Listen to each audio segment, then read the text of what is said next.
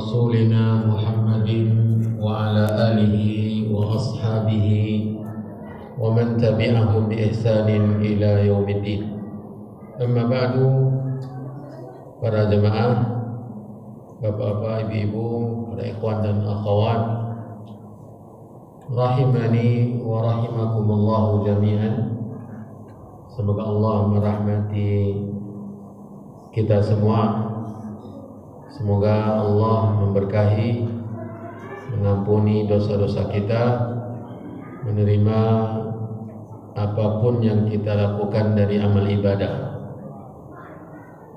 Alhamdulillah, malam hari ini kita kembali berada di tempat yang mulia ini, di tempat yang paling dicintai oleh Allah, di waktu yang berkah, di antara dua ibadah yang mulia, dua ibadah salat fardu yang dicintai oleh Allah,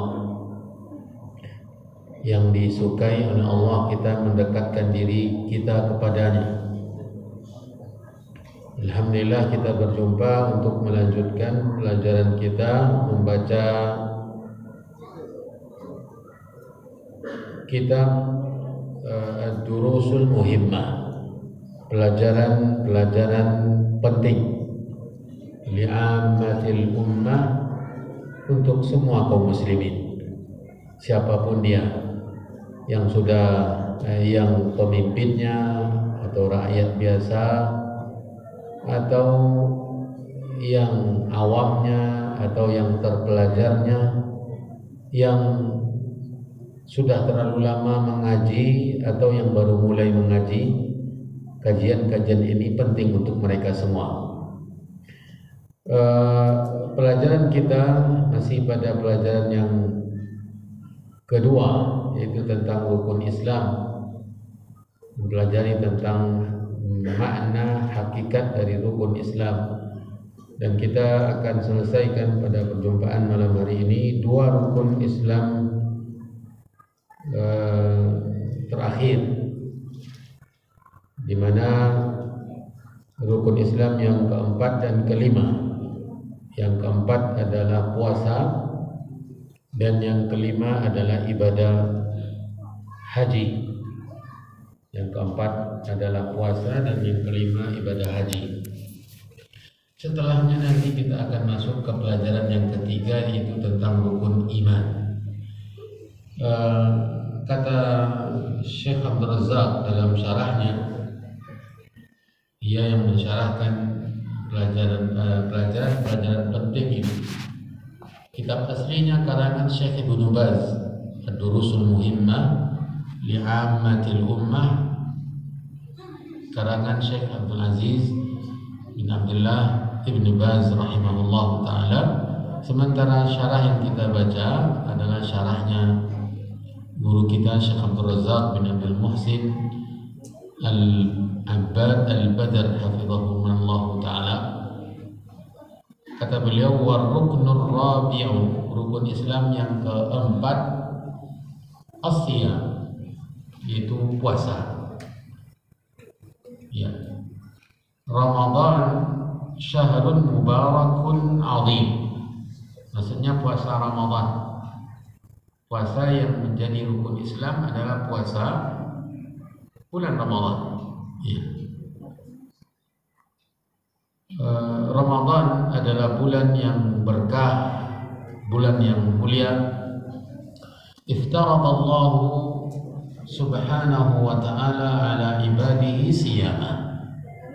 Di antara bentuk mulianya Ramadan adalah Allah subhanahu wa ta'ala memfardukan, ya, atas hambanya melakukan puasa di bulan tersebut. Ya, Allah wajibkan, Allah fardukan ibadah puasa di bulan Ramadan, dan ini merupakan satu di antara sekian banyak dari kemuliaan Ramadan, Ayat yang tidak asing di telinga kita, surat Al-Baqarah 183. Ya ayyuhalladzina amanu kutiba alaikumus siyamu kama kutiba alal ladzina min qablikum la'allakum tattaqun. Ini ayat yang menjadi dalil wajibnya puasa Ramadan. Apa ayat yang menunjukkan bahwa puasa Ramadan itu wajib? Al-Baqarah 183. Wahai orang-orang yang beriman, telah diwajibkan atas kalian. Kutiba ditulis maksudnya diwajibkan. Ujiba, furida, ya, difardukan atas kalian berpuasa. Kama kutiba 'alal ladzina min qablikum, sebagaimana puasa diwajibkan atas orang-orang sebelum kalian. La'allakum tattaqun, agar kalian bertakwa. Jadi puasa diwajibkan oleh Allah untuk mencapai ketakwaan, untuk meraih ketakwaan. Karena takwa itu indah, takwa itu berkah, takwa itu mulia. Makanya semua ibadah disyariatkan oleh Allah, dari ibadah-ibadah ucapan, ibadah-ibadah perbuatan, ibadah-ibadah harta kekayaan, itu semua tujuannya takwa, untuk meraih ketakwaan, untuk sampai ke tingkat takwa. Ibadah tanpa takwa bagai makanan atau sayur tanpa garam, tidak ada rasa, ya, hambar. Karena ketakwaan itulah yang menjadikan ibadah itu berharga. Ya, kita sholat karena takwa. Allah yang memberitakan kita melakukan ibadah sholat. Bila kita tidak melakukannya, berarti hilang ketakwaan kita kepada Allah. Karena takwa adalah al-amalu bi ta'atillah ala nurin minallah raja'a thawabillah, wa tarku ma'asillah ala nurin minallah khifata adzabillah. Takwa mengamalkan ketaatan di bawah tuntunan, tujuannya surga, untuk mendapatkan balasan surga dari Allah, raja'a thawabillah. Ya. Dan sebaliknya, takwa meninggalkan maksiat, dosa, menjauhi maksiat dan dosa di atas tuntunan agama. Yang dikatakan agama dosa, dosa, walau semua manusia tidak mengatakan dosa. Yang dikatakan oleh agama taat, maka itu hakikat dari ketaatan, walau semua manusia mengatakan itu penyimpangan dan kesesatan. Ya. Tujuan dari meninggalkan maksiat adalah karena takut azab Allah. Azab Allah itu keras, azab Allah itu pedih, neraka itu siksaan yang luar biasa. Ya, jadi bukan hanya puasa yang difardukan, semua ibadah yang fardu, yang sunnah, ya, itu tujuannya adalah takwa. Kemudian fasyamu tahqiqun li taqwallah subhanahu wa ta'ala. Puasa itu, kata Syekh Abdul Razak, merupakan realisasi dari ketakwaan kepada Allah. Makanya orang yang berpuasa, ya, manusia yang mau berpuasa, puasa. Ya, karena tidak ada amaliyah dari puasa itu, tidak ada nambah. Makanya puasa itu merupakan pelajaran keikhlasan yang luar biasa. Puasa pelajaran keikhlasan. Ibnu Hajar Al-Asqalani rahimahullah ta'ala di dalam Fathul Bari, ketika beliau menjelaskan tentang keutamaan puasa di kitab Siyam, menguraikan hadis qudsi, kullu amali ibni adam lahu al-hasanatu bi asyri amthaliha ila 700 dhifin. Semua amalan anak Adam itu miliknya.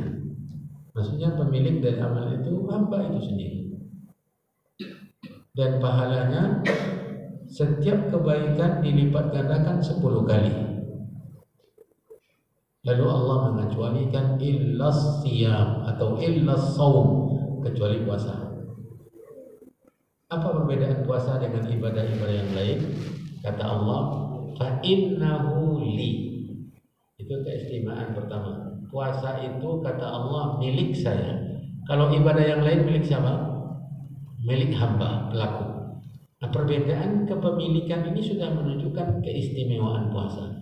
Kalau yang menjadi milik Allah berarti istimewa. Ya. Fa innahu li, dan yang mengakui bahwa puasa itu milik Allah sendiri. Fa innahu li. Yang kedua, dari keistimewaan puasa, wa ana ajzi bihi, dan saya yang memberi balasan. Emangnya sholat Allah yang memberi balasan? Haji bukan Allah yang memberikan pahala? Zakat bukan Allah yang memberikan pahala? Allah semua yang memberikan pahala. Lalu apa maksud dari puasa milik saya dan saya yang memberikan balasan? Maksudnya tidak ditetapkan standarnya. Kalau ibadah yang lain itu standarnya ditetapkan oleh Allah. Al-hasanatu bi asyri amthaliha. Satu kebaikan 10 kali lipat. Kalaupun nanti lebih, maka sampai ke 700 dhifin, 700 kali lipat. Bagaimana dengan puasa? Bagaimana adapun puasa itu tidak ada batasnya. Tidak ada batasnya. Ini keistimewaan. Ketika menjelaskan hadis ini, Ibnu Hajar menyebutkan hikmahnya. Kenapa kok begitu istimewa puasa? Kata beliau, karena puasa ini nuansa ikhlasnya lebih mudah. Ya. Karena kita berpuasa tidak nampak oleh orang. Adapun bersolat nampak oleh orang kita sholat. Haji apalagi, bahkan kita diantar berangkat. Apalagi kalau sekarang orang bawa HP, hajinya semua di mana tempat dia selfie, update statusnya. Tawaf ada status, sa'i juga, ya, di Arafah sengaja. Jadi nampak oleh orang, bahkan dipertontonkan. Baca Al-Quran juga didengar oleh orang. Puasa ada yang didengar, orang itu puasa. Kenapa? Suaranya suara lemah. Ya. Dan tidak semua orang yang lemah baca suaranya karena puasa. Jadi puasa itu tidak nampak, tidak bisa diperagakan, tidak bisa dipertontonkan. Makanya tuntunan keikhlasan sangat mudah. Karena ibadah itu semakin mudah untuk ikhlas, ya, semakin mudah untuk mendapatkan keikhlasan, atau semakin jauh dari riya, semakin tinggi nilainya. Makanya sholat malam,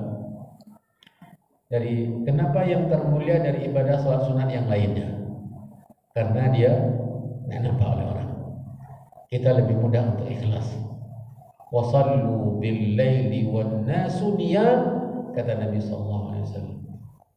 Sebaik-baik salat adalah salatul lail, salat sunnah. Jadi ini hikmah dari puasa, tahqiqun li taqwallahi subhanahu, merupakan realisasi dari ketakwaan kepada Allah. Yang rajin berpuasa atau yang menerapkan puasa Ramadan dengan sepenuh jiwa, dengan ketulusan yang luar biasa, maka untuk melakukan keikhlasan dari ibadah yang lain akan mendapatkan kemudahan dan taufik dari Allah. Wa takhlisun, kata beliau, wa takhlisun lin nafsi min ru'unatiha wa tatabbu'iha li maladzatiha wa syahwatiha. Puasa mengikis, menghabiskan yang ada di dalam jiwa kita ini dari kebiasaan untuk selalu kenyang, selalu ingin ada isi perutnya, dan mengikuti kelezatan-kelezatan syahwat. Puasa itu melatih untuk itu semua.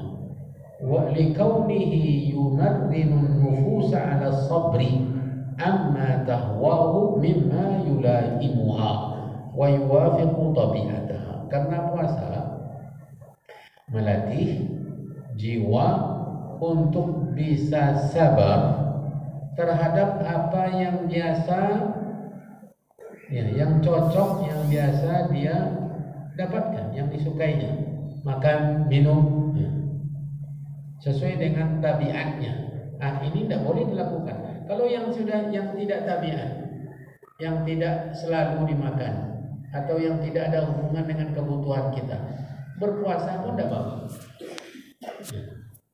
Makanya puasanya Maryam ibnatu Imran ini sangat berat. Yaitu berpuasa itu pun tidak lama, hanya 1 hari. Berpuasa dari yang biasa ia lakukan 1 hari itu apa? Tidak berbicara. Ya. Inni nadartu lirrahmani shawman falan ukallima al-yawma insiya. Hari ini saya bernadar untuk Allah karena Allah berpuasa. Apa puasanya? Tidak berbicara. Kalau kita bisa yang lisan kita selalu berdosa, yang banyak mencorak, yang tidak tahu keluar dosa atau maksiat atau pahala, lalu dia berniat untuk berpuasa tidak berbicara karena takut dosa. Ini sangat berat, sangat berat. Ya, sementara sekarang makan minum yang kita butuh, ya. Kita haus, kita lapar, butuh makan, butuh minum. Bagi yang pasangan suami istri butuh berhubungan badan dan sesuai dengan tabiatnya, ditahan, disuruh menahan diri. Dengan sabar ini terlatih jiwa kita untuk meninggalkan sesuatu yang ia butuhkan dan biasa ia lakukan, untuk bisa meninggalkan sesuatu yang sebenarnya tidak butuh dan bahkan diharamkan oleh Allah. Ya. Yang diharamkan oleh Allah itu kita tidak butuh. Yang diharamkan oleh Allah itu manusia tidak butuh, karena yang dibutuhkan oleh Allah sudah dihalalkan. Yang dihalalkan sangat banyak, sementara yang diharamkan banyak sedikit saja. Kalau dia terlatih untuk bertahan, untuk tidak melakukan apa yang dibutuhkan dan biasa ia lakukan, maka terlatih pula dia untuk meninggalkan yang tidak ia butuhkan dan tidak biasa ia lakukan. Mencuri. Dia bisa bekerja, bisa mencari nafkah. Ya. Sebenarnya tidak butuh. Dan agama kita memberikan catatan, bila mana seseorang itu mencuri lantaran kebutuhan di musim paceklik, benar-benar semua dalam keadaan kekurangan, miskin. Di zaman Umar bin Khattab, beliau tidak menegakkan hukum potong tangan di saat ekonomi melemah karena kebutuhan. Tetapi bila orang tidak membutuhkan, mudah untuk mencari nafkah, tinggal mau bekerja atau tidak, lalu dia mencuri. Ya. Begitu juga berzina, apalagi yang berzina. Makanya dibedakan oleh agama, yang berzina sudah menikah dengan yang berzina belum menikah, hukumnya berbeda. Berzina yang sudah menikah, bagaimana yang sudah menikah dengan berzina yang belum menikah, hukumnya berbeda. Yang sudah menikah rajam, hukum mati. Dengan cara apa? Dirajam, dilempari dengan batu. Dan sudah diterapkan di zaman Nabi SAW. Sementara yang belum menikah berzina, maka hukumnya cambuk 100 kali, kemudian diasingkan 1 tahun. Jaldu mi'atin wa taghribu an. Hampir sepakat para fuqaha. Sementara jaldu mi'ah ini dalam Al-Quran, az-zaniyatu waz-zani fajridu kulla wahidin minhuma mi'ata jaldah. Kemudian hampir semua mazhab mengatakan tambahannya taghribu an, karena berdasarkan hadis Nabi SAW. Intinya seorang hamba tidak butuh berzina, dia bisa menikah. Dan Nabi SAW mengatakan bila tidak menikah apa? Berpuasa. Jadi ada solusi. Makanya kalau dalam perkara yang dibutuhkan dan dia selalu melakukan, dia bisa bertahan, maka untuk sesuatu yang tidak dia butuhkan dan dia jarang melakukannya, dia lebih kuat dan lebih bisa untuk meninggalkan dan menjauhkan diri darinya. Kemudian فمتى تمرنت النفس على ذلك بالصيام هان عليها ترك المحارم التي لا تتم التقوى إلا بتركها.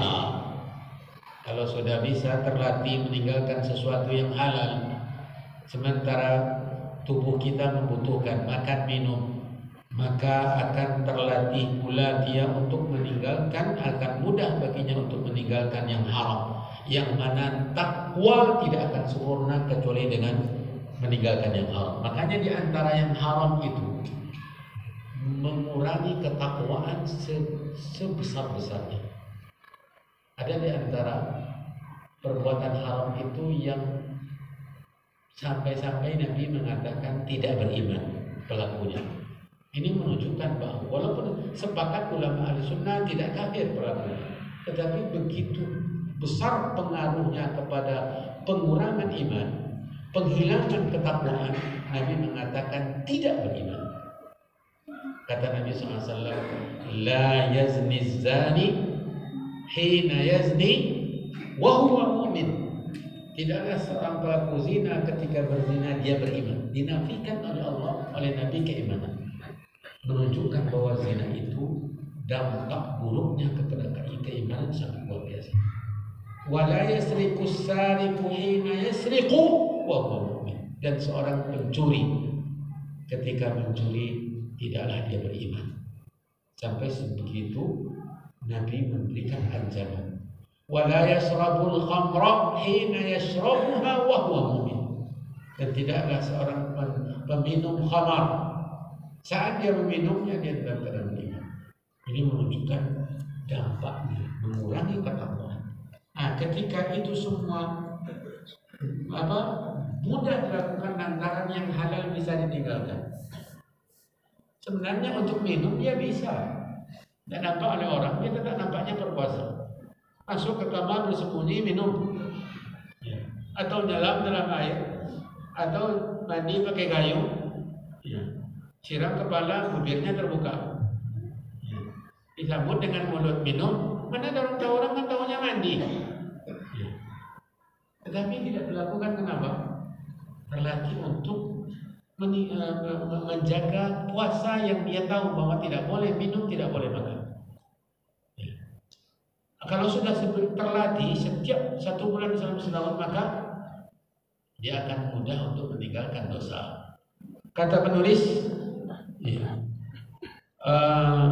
fahuwa junnatun lil 'abdi minadz dzunubi wa min sakhatir rabbi subhanahu wa ta'ala. Ini di antara keutamaan puasa yang lain, bahwa puasa itu tameng. Puasa adalah tameng, pelindung, junnah. Junnah penutup, pelindung, tameng, penghalang, bagi seorang hamba dari dosa. Itu tadi, kalau dia bisa terlatih meninggalkan minum, padahal minumannya halal, minumannya halal. Dia tidak mau melakukannya di bulan puasa, saat berpuasa di bulan Ramadan, maka untuk meninggalkan dosa kapanpun, dimanapun, dia lebih mudah, lebih mudah. Dan puasa itu merupakan junnah, pelindung, penghalang seseorang dari berbuat dosa, dan juga melindunginya dari murka Allah, min sakhatir Rabb, melindunginya dari murka Allah. Tentu kalau terlindung dari murka Allah, terlindung dari neraka, sebagaimana dalam hadis as-saumu junnah. Dalam sebagian riwayat junnatun minan nar. Junnatun minan nar adalah penghalang, pelindung, tameng dari neraka. Tameng dari neraka. Kemudian wa fihi minal masalihi wal khairati wal barakati syai'ul katsir. Pada puasa ini terdapat kemaslahatan yang banyak, kebaikan yang tidak terbilang, dan keberkahan yang sangat melimpah ibadah puasa. Makanya tidak ada perintah yang diperintahkan oleh Allah kecuali maslahatnya ada. Tidak ada yang kosong dari masalah.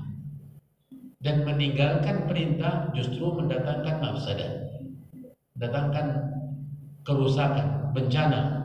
Tidak minimal dari melakukan dosa meninggalkan yang wajib atau mengerjakan yang haram, minimal dampak buruknya adalah hati kita ternoda.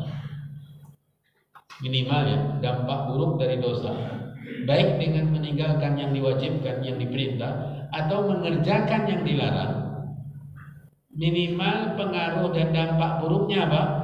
Tetesan hitam yang diteteskan ke dalam hati.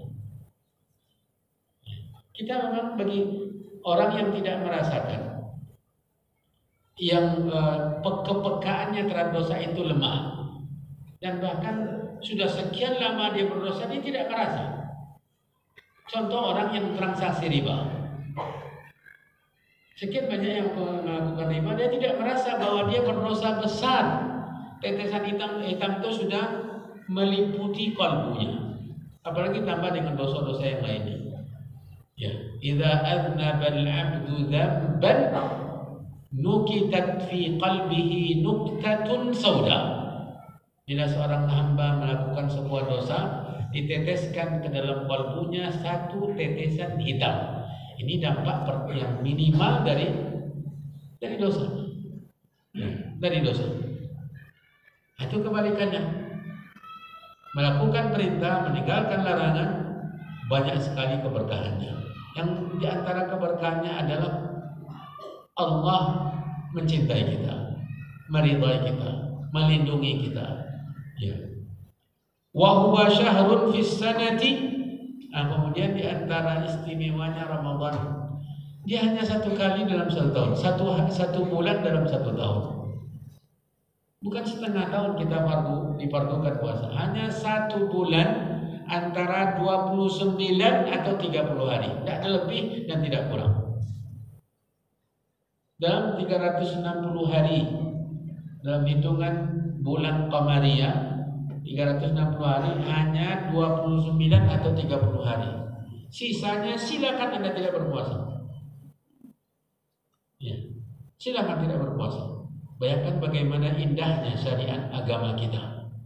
Dan padahal keutamaan dan keberkahan, manfaat yang maslahat dan manfaat yang terkandung di dalamnya sangat banyak. Contoh tadi, Allah memuliakan dengan menyatakan puasa itu milik saya. Saya berinya pahala semau saya, kata Allah Subhanahu wa taala. Kemudian faman wuffiqa li ada'i siyami kama yanbaghi kana lahu zadan fi 'amihi kullihi. Barang siapa yang mendapatkan taufik untuk menunaikan puasa Ramadan, perhatikan ini baik-baik. Barang siapa yang mendapatkan taufik, maksud taufik itu meyakini kewajiban puasa Ramadan, kemudian melakukannya dengan penuh keimanan dan mengharapkan balasan dari Allah sesuai dengan tuntunan Rasulullah SAW, maka dia puasa tersebut baginya bekal untuknya selama 1 tahun penuh. Karena antara Ramadan ke Ramadan yang akan datang itu penghapus dosa. As-salawatul khams wal jumu'atu ila al-jumu'ah wa Ramadan ila Ramadan mukaffiratun lima bainahunna. Ini bekal. Salat 5 waktu sehari semalam, Jumat ke Jumat, Ramadan ke Ramadan. Melakukan ibadah-ibadah tersebut adalah penghapus dosa yang terjadi di antaranya, di antara ibadah-ibadah tersebut. Jadi 1 tahun penuh dengan puasa Ramadan yang akan datang, terhapus dosa-dosa kita. Keberkahan kita dapatkan, cinta Allah, lipatan pahala, maslahat, ya. Terlatihnya kita untuk meninggalkan yang diharamkan. Itulah manfaat untuk 1 tahun penuh, 11 bulan setelahnya. Keberkahan kita tinggal tuai dan kita petik saja. Dengan hanya 1 bulan kita berpuasa dengan penuh iman dan ihtisaban, mengharapkan balasan pahala hanya dari Allah Subhanahu wa taala. Yasumu syahran lakin tabqa atharuhu fil 'ami kullihi bi'idznillah tabaraka wa ta'ala. 1 bulan dia puasa cuma, tapi sisanya manfaatnya, keberkahannya, pahalanya, ampunan dosanya selama berapa lama? 1 tahun. Tetapi berat. Terkadang di bulan Ramadan itu susah kita menjaga kualitas puasa kita, menjaga surga. Karena Nabi mengingatkan kita bahwa banyak orang yang berpuasa yang ia dapatkan hanya haus dan lapar semata. Kam min sha'imin laysa lahu min siyamihi illa al-ju' wal 'atash. Sekian banyak yang berpuasa, dia tidak mendapatkan kecuali hanya lapar dan dahaga saja. Pahala tidak. Rubba sha'imin laysa lahu min siyamihi illa al-ju' wal 'atash. Kata Nabi sallallahu alaihi wasallam, "Man lam yada' qawla az-zuri wal 'amala bihi falaysa lillahi hajatun fi an yada'a ta'amahu wa syarabah." Barang siapa yang tidak meninggalkan kata dusta, berbuat dusta saat berpuasa, Allah tidak memberi apa-apa. Itu yang tidak mendapatkan pahala. Berbuka hanya dari apa? Dari kendali lapar dan haus saja. Berbuka bukan untuk memperoleh pahala. Ini yang membuat kita tidak mendapatkan keberkahan 1 tahun itu. Maka mari kita perhatikan puasa kita. Ramadan itu bulan berkah, bulan mulia, bulan agung, kesempatan kita untuk meraup pahala sebanyak-banyaknya. Makanya orang generasi salaf dahulu memberikan perhatian kepada Ramadan itu semenjak Sya'ban. Semenjak Sya'ban, di antara mereka sudah mempersiapkan semenjak Sya'ban. Jadi semenjak Sya'ban mereka sudah tidak lagi beraktivitas apa-apa. Jadi 10 bulan mereka bekerja mencari nafkah, 2 bulan mereka sibuk dengan persiapan, dengan ibadah, dengan ketaatan, dengan ketakwaan. Makanya tidak ada alasan saya tidak bisa puasa. Emangnya 11 bulan Anda diwajibkan berpuasa? Tidak. Silakan cari nafkah. Tabung untuk 1 bulan Anda tidak bekerja, agar Anda bisa melakukan puasa, karena nilainya luar biasa. Nah, ini yang perlu kita catat baik-baik, para jemaah, para ikhwan dan akhwat yang dirahmati dan dimuliakan Allah. Rukun Islam yang kelima. Kita tidak terlalu panjang lebar. Itulah yang sekedar hanya menanamkan kembali pengagungan kita terhadap apa yang difardukan oleh Allah Jalla wa'ala. Ibadah haji, rukun Islam yang kelima. Waruknul khamis, al-hajj. Iftaradahu Allah subhanahu wa ta'ala fil umuri kullihi marratan wahidah alal mustati'i. Ini juga keindahan agama kita.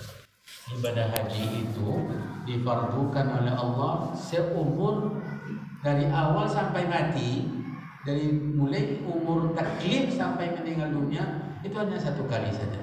Itu pun bagi yang mampu, alal mustati'. Wa ma zada fahuwa tatawwu'. Yang lebih dari 1 kali itu semuanya sunnah, tatawwu'. Melakukan ibadah haji lebih dari 1 kali, yang kedua kali dan berikutnya itu semuanya sunnah, tidaklah fardu. Ya. Kama qala jalla wa ala, Allah berfirman, walillahi 'alan nasi hajjul baiti man istata'a ilaihi sabila. Ini dalil fardu haji. Dengan kita tahu haji itu fardu, tapi tidak tahu dalilnya. Di surah apa? Ali Imran 97. Walillahi 'alan nasi hajjul bait man istata'a ilaihi sabila. Dan bagi Allah atas manusia, ini dalil kewajibannya. Walillahi 'alan nas. Itu makna kewajiban. Bagi Allah diwajibkan atas manusia melaksanakan ibadah haji ke Baitullah. Bagi siapa yang mampu ke sana dalam perjalanan. Al-istita'ah di sini kata para fuqaha adalah az-zad war rahilah, adanya bekal dan adanya sarana kendaraan. Ya, ada uang tapi pesawat tidak ada, kapal laut tidak ada, maka tidak wajib haji. Sekian banyak kendaraan, semua menawarkan, yang swasta, yang pemerintahnya menawarkan, tetapi kita tidak punya uang. Semuanya ada, cuma satu syarat dari ibadah haji itu yang tidak kita punya. Apa? Uang tidak ada. Ya, uang tidak ada. Bagaimana kita bisa berangkat? Sekarang ini untuk umrah berbagai macam pesawat dengan segala merek-mereknya ada. Mau pakai pesawat negara mana ada. Pesawat swasta negeri kita juga bisa. Dan ibadah haji juga ada pelaksanaannya dengan berbagai bentuk pesawat. Tetapi kita tidak punya uang, maka tidak wajib melakukan ibadah haji. Jadi itu dalilnya. Al-Imran 97. Wa qad thabata 'an Nabi sallallahu alaihi wasallam ahadits katsiratun fi targhib ummatihi fil haji wa hathihim ala hadhihi at-ta'ati al-'azimah. Kalau dalam hadis sangat banyak hadis-hadis Nabi SAW yang menganjurkan, menyemangati, memotivasi, mendorong umatnya untuk melakukan ibadah haji, untuk melaksanakan ketaatan yang luar biasa ini. Wa bayani ma yaghnamunahu fil haji min ujurin 'azimah wa thawabin jazilin wa ghufranin lidhunub. Hadis yang menjelaskan tentang keutamaan haji. Berangkat pulang tanpa dosa. Subhanallah. Bahkan perumpamaan yang sangat indah diberikan oleh Nabi seperti lahir di dunia ini. Saat lahir, seorang bayi ketika baru lahir ada kesalahannya. Seperti itulah perumpamaan orang yang pulang haji dengan membawa ibadah haji mabrur diterima oleh Allah. Ya. Man hajja hadzal bait falam yarfuth wa lam yafsuq raja'a min dhunubihi kayawmi waladatuhu. Barang siapa yang melaksanakan ibadah haji ke sini, maksudnya Baitullah, dia tidak melakukan rafat, berhubungan dengan syahwat. Ya. Kemudian walam yaksub, berbuat dosa. Ya. Dia pulang setelah selesai dari ibadah hajinya seperti ketika dia dilahirkan, bersih dari dosa, diampuni oleh Allah. Makanya balasannya tidak ada yang pantas dia dapatkan kecuali surga. Al-hajjul mabrur laisa lahu jazaa'un illa jannah. Dan hadis-hadis yang sangat banyak, yang luar biasa, ya, yang sangat banyak sekali. Bahkan para ulama membawakan keutamaan tawafnya, keutamaan sa'inya, keutamaan wukufnya, arafahnya, dan ampunan Allah. Allah SWT turun fi umsiyati Arafah, turun ke langit dunia di sore petang hari wukuf, di hari Arafah. Kemudian membanggakan, yubahi bi'ibadihi malaikatah. Allah membanggakan para jemaah haji kepada para malaikat.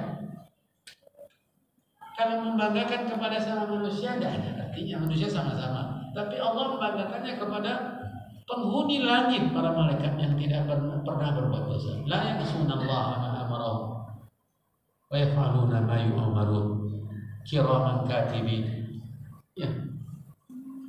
Dipuji-puji mereka oleh Allah, ternyata Allah banggakan. Lihatlah, undur ibadi atawni su'san ghubra yarjuna rahmati. Lihatlah hamba-hambaku datang dalam keadaan tidak terurus, rambut tidak terurus, pakaian badan mereka juga tidak terurus, penuh dengan debu, datang untuk mengharapkan ampunan dan rahmatku. Ishhadu fa inni qad ghafartu lahum. Saksikan oleh kalian, sungguhnya saya telah mengampuni mereka. Ini di antara hadis-hadis yang menjelaskan keutamaan haji. Tentu catatannya adalah sesuai dengan tuntunan, harta yang halal, ya. Jauh dari dosa, jauh dari rafat, yang tadi dijelaskan oleh Nabi sallallahu alaihi wasallam. Kemudian, faman kana mustati'an wajaba alaihi an yajtahida fi ma'rifati ahkamil haji liyu'addiyahu ala basiratin. Yang merasa sudah mampu dan sudah mendaftar, sudah mendaftarkan diri, dan bahkan semenjak lama sudah masuk daftar antri Nah, walaupun antrinya 5 tahun, 10 tahun, 15 tahun, dia sudah mesti mempelajari tata cara ibadah haji. Bagaimana nanti dia menunaikan sesuai dengan tuntunan, sesuai dengan yang dikehendaki oleh Allah Subhanahu wa taala. Wa liyafuza bi khairatihi wa ujurihi al-wafirah, agar dia menang, beruntung dengan mendapatkan balasan pahala kebaikan-kebaikan yang berlipat ganda yang disediakan oleh Allah untuk pelaku ibadah haji. Bayangkan saja berangkat haji, apalagi ibadah haji yang biasa, itu lebih dari 40 hari. Lebih 40 hari. Di Madinah saja itu diprogramkan sholat 40 kali. Coba kali 1000. Berapa kali? Berapa pahala yang didapatkan? Dan terkadang seringkali saya ikut terkadang menghitung-hitung dengan para jamaah, karena memang mereka terkondisikan dengan hadis yang lemah, ya, yaitu sholat 40 hari. Kalau sudah berlebih tidak mau mereka sholat lagi. Ya memang banyak seperti itu. Pada berangkat masjid Pak, sudah selesai 40-an, sudah selesai 40 setelah mereka, sudah selesai 40. Padahal hadis yang sahih yang lebih tegas mengatakan sholatun fi masjidi hadza, satu kali sholat di masjid saya ini itu lebih baik dari 1000 kali sholat di tempat lain. Ini lebih mendorong. Makanya kita ingat, yang lebih jangan sia-siakan. Kemudian para ulama menambahkan bahwa yang mendapatkan 1000 kali sholat itu bukan sholat fardu saja. Bukan sholat fardu saja. Taruhlah sholat fardu hanya 40 kali dalam 8 hari. Sholat sunnah sekian banyak. Dan sholat sunnah juga termasuk mendapatkan janji pahala dari 1000 kali. Subhanallah. Nanti berangkat ke Mekah. Di Mekah berapa? 100.000 kali sholat untuk per satu sholat. Setelah itu kita lanjutkan. Wallahu ta'ala.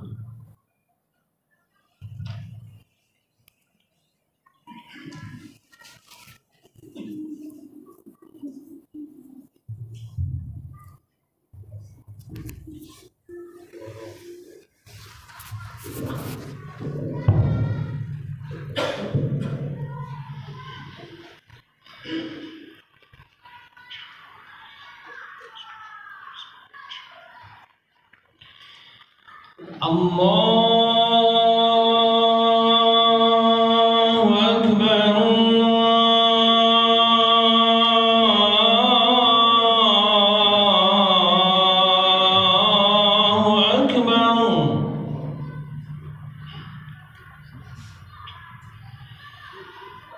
Allahu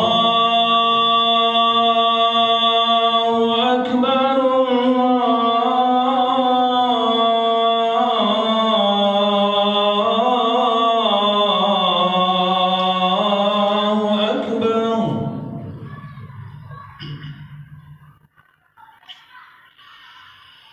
Ashhadu an la ilaha illallah.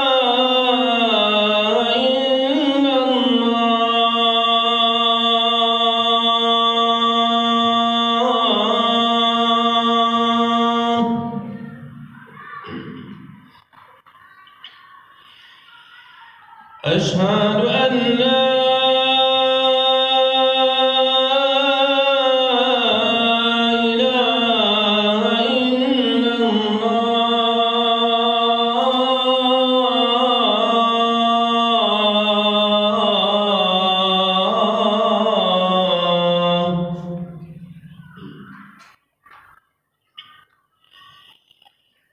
Ashhadu anna Muhammadar Rasulullah.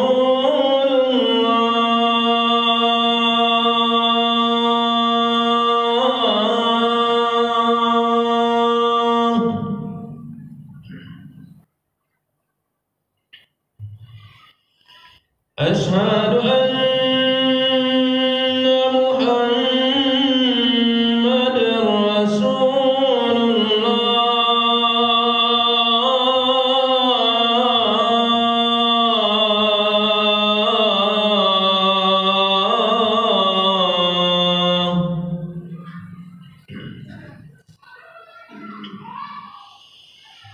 حي على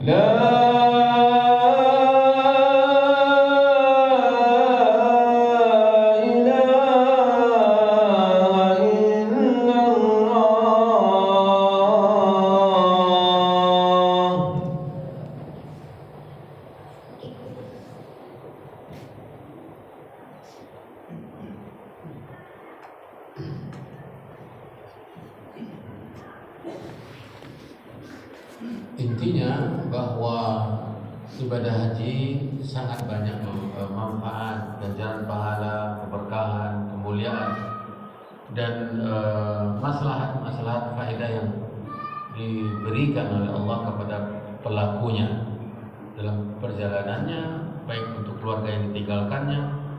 Ya.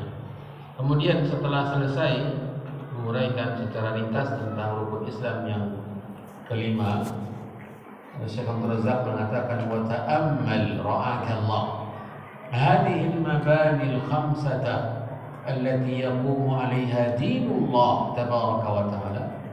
Maka perhatikanlah, semoga Allah memberikanmu perhatian 5 dan landasan agama ini, ya, yang tegak di atasnya agama Allah. Wa ta'ammal 'idhama sya'niha, perhatikan, pelajari tentang mulianya, wa rafi'a makanatiha, tingginya kedudukannya, min dinillah, dalam agama Allah. 2 kalimat syahadat, salat, zakat, puasa, haji merupakan tonggak tiang agama. Agama ini tegak di atasnya, mulia, tinggi derajatnya.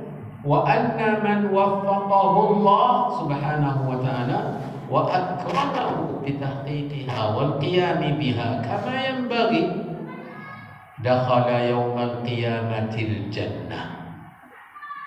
Dan barang siapa yang diberi taufik oleh Allah subhanahu wa ta'ala, dimuliakan untuk bisa merealisasikan, menerapkan, menegakkan semua rukun Islam itu sesuai dengan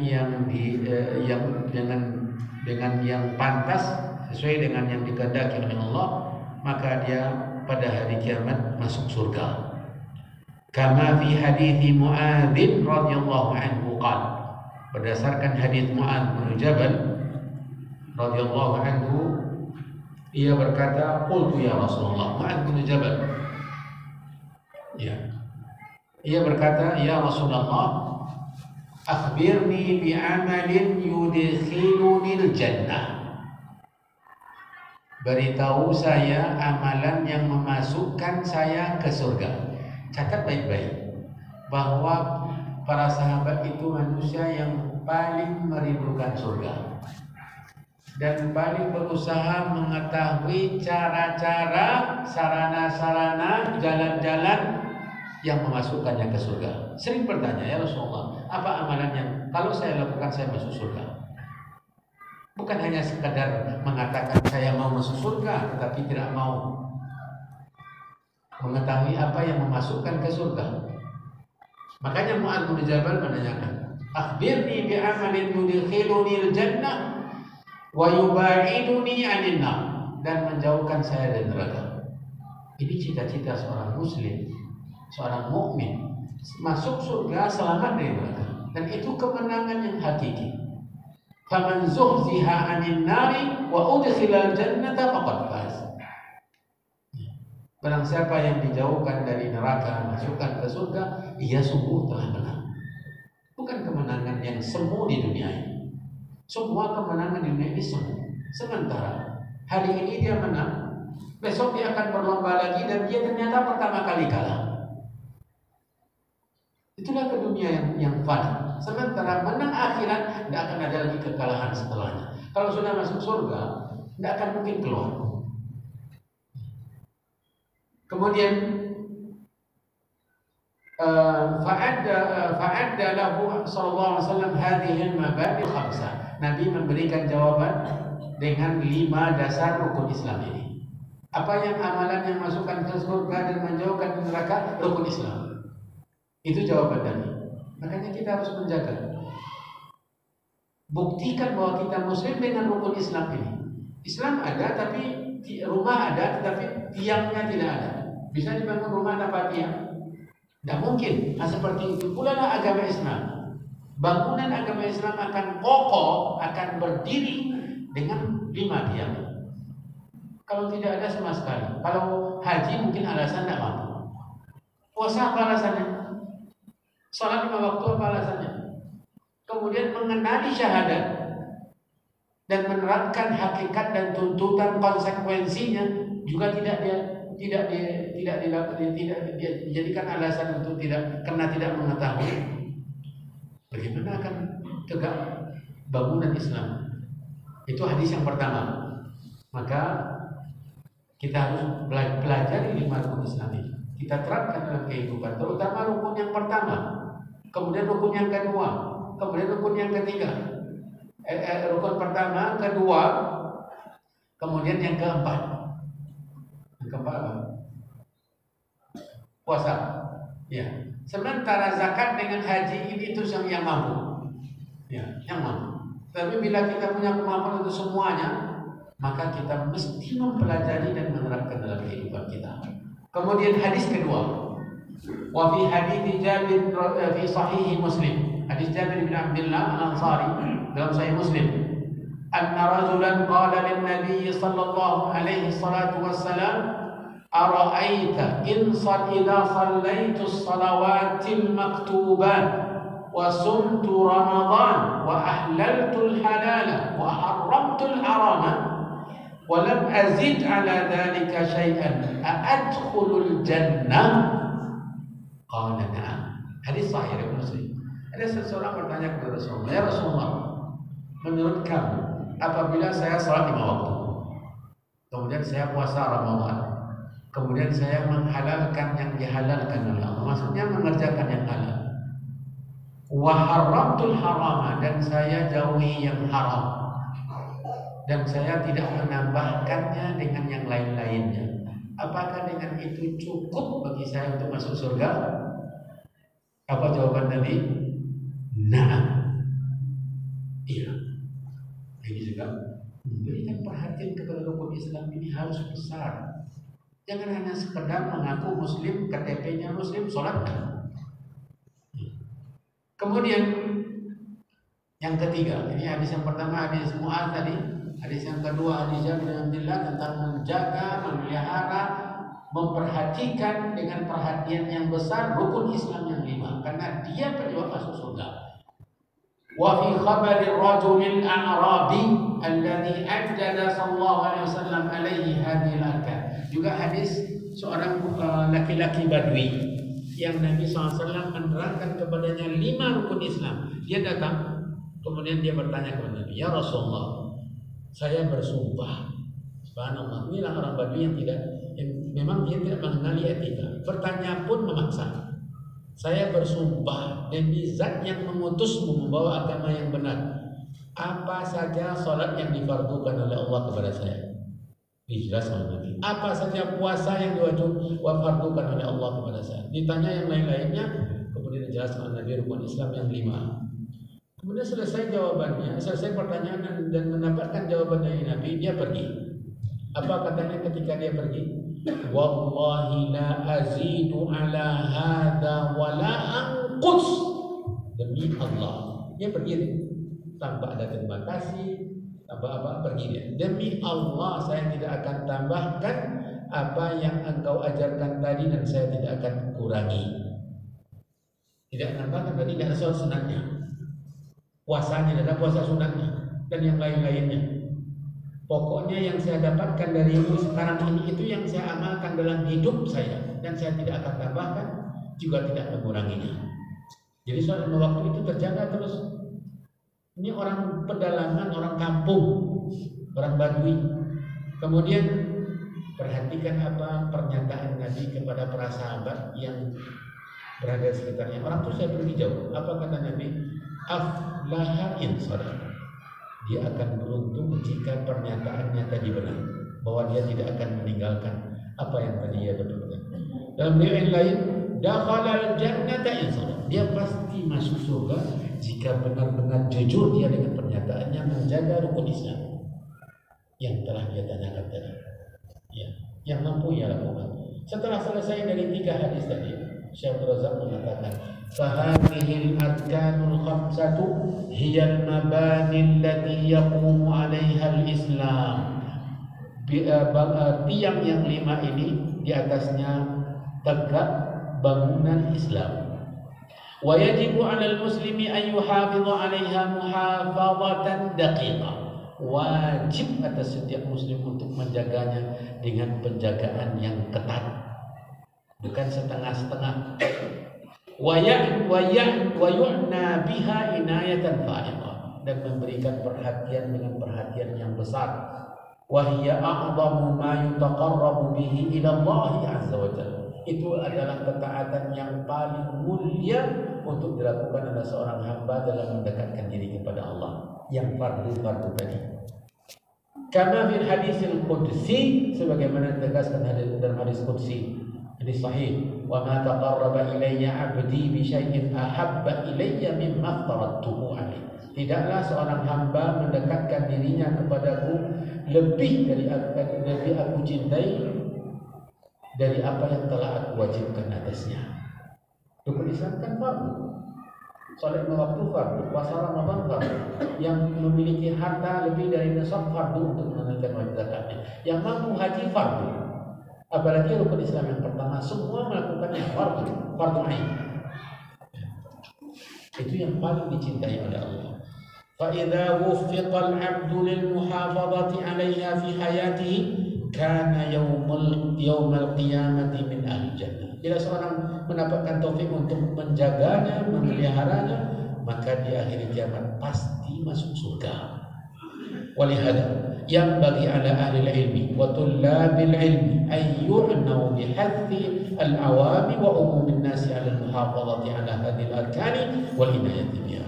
Oleh sebab ini, maka para ulama, ustaz-ustaz, buya-buya, kiai-kiai, siapapun juga, para penuntut ilmu, para pelajar agama mesti memberikan perhatian untuk mengajarkan orang awam, semua kaum muslimin, untuk menjaga 5 rukun Islam ini. Wa yubayyinu lahum makanataha, menjelaskan tentang kedudukannya, wa 'azimi sya'niha, kemuliaannya, min dinillah, dalam agama Allah, wa anna mathalaha min ad-din kamathalil a'midati minal bunyan. Perumpamaan rukun Islam yang 5 ini dalam agama Islam umpama tiang dalam sebuah bangunan. Sampaikan kepada orang awam bahwa fungsi tiang itu apa. Semua tahu. Bangunan tidak akan tegak tanpa tiang. Begitu juga agama Islam yang Anda yakini ini tidak akan tegak tanpa 5 tiang yang Anda ketahui. Kemudian terakhir beliau mengatakan wa yanbaghi ala kulli muslim ay yuhafidha ala hadhihi al-a'midah, maka seyogyanya setiap muslim untuk menjaga tiang-tiang yang 5 ini, musta'inan billah, menjaga dengan meminta pertolongan kepada Allah, taliban maddahu, mengharapkan bantuan dari Allah, wa taufiqahu, dan taufiknya. Tanpa pertolongan dari Allah, tanpa bimbingan dan petunjuk taufik dari Allah, kita tidak akan bisa melakukan apapun dari kewajiban-kewajiban agama. Makanya ketika ada panggilan sholat, hayya 'alas shalah, kita mengucapkan apa? La haula wala quwwata illa billah. Wallahi laula Allah mahtadaina wala sallaina wala zakkaina wala sunnah. Kata Nabi, demi Allah, kalau bukan karena taufik dari Allah, kita tidak boleh hidayah. Kita tidak akan mungkin bisa mengaji, kita tidak akan mungkin sholat, kita tidak akan mungkin menunaikan zakat, tidak akan mungkin puasa. Maka mohon pertolongan. Allahumma a'inni ala dzikrika wa syukrika wa husni ibadatik. Waffaqani Allah wa iyyakum bima fihi ridha wa yaghfir li wa lakum jami'al ma'asi wa dhunub wa yataqabbal minni minkum salihal a'mal innahu jawadun karim. Wa sallallahu wa sallam wa baraka wa an'am ala nabiyyina wa rasulina Muhammad wa ala alihi wa ashabihi wa man tabi'ahum bi ihsan ila yaumiddin. Wassalamu alaikum warahmatullahi wabarakatuh.